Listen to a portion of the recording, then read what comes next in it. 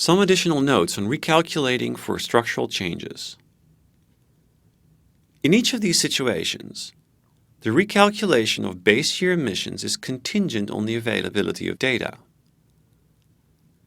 If sufficient data is not available to recalculate base year emissions in the year of the structural change, the base year recalculation may be carried out in the following year instead, when the necessary data has been collected.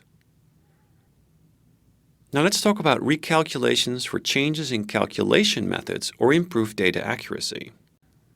In addition to structural changes, another reason for recalculating base year emissions is when changes in calculation methodologies or improvement in data accuracy significantly change a company's emissions, or sometimes when a company discovers significant errors in prior calculations.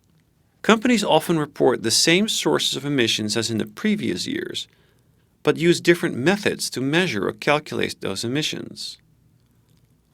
For instance, a company might use a more recently publicized global warming potential or an updated emissions factor to estimate its emissions. While this may increase the accuracy of the calculations, it could increase or decrease the company's emissions, making a comparison to the base year somewhat inaccurate.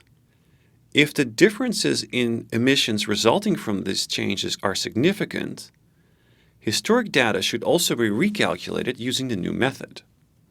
Sometimes, the new method may not reasonably be applied to historic emissions, or new data points may not be available for previous years. In these cases, the company may have to backcast these data points, or the change in methods may be acknowledged without recalculation. It is important to recognize that any change in calculation methods or data accuracy that reflect actual changes in emissions do not trigger a recalculation. For example, if a vehicle fleet switched from gas to diesel, it would result in a real change in emissions. This would not trigger a recalculation of the base year emissions. But if a company obtained a more accurate emissions factor for its fuel mix without switching fuels, this would trigger a recalculation. Now, let's talk about fixed versus rolling base years.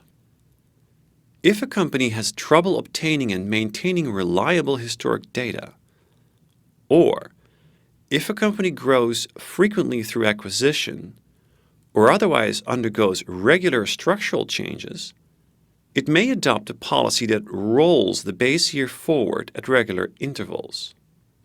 With a rolling base year, the base year generally rolls forward each year.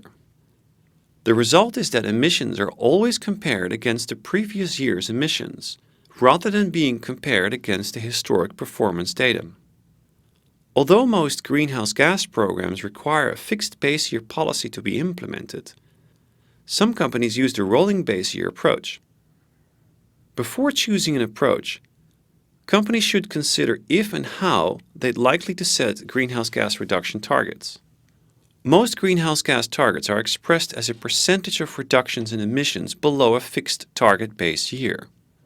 For example, the nations that ratified the Kyoto Protocol agreed upon an average reduction of 5.2% from 1990 levels by the year 2012. This is an example of a percentage reduction below a fixed base year. Conversely, a company using a rolling base year could not set a reduction target relative to a fixed base year. Instead, the target for a company using a rolling base year might be reducing emissions by 1% per year from 2010 to 2020. In this case, the 1% reduction each year would be relative to the previous year's emissions. In summary, companies generally measure their emissions in order to start managing and reducing them. In order to make meaningful comparisons of emissions over time, companies have to set their base year. This can be either a single year or an average of emissions over several consecutive years. In addition, the base year can be fixed or rolling. Finally, Base year emissions should be retroactively recalculated to reflect changes in the company that would otherwise compromise the consistency and the relevance of the reported greenhouse gas emissions.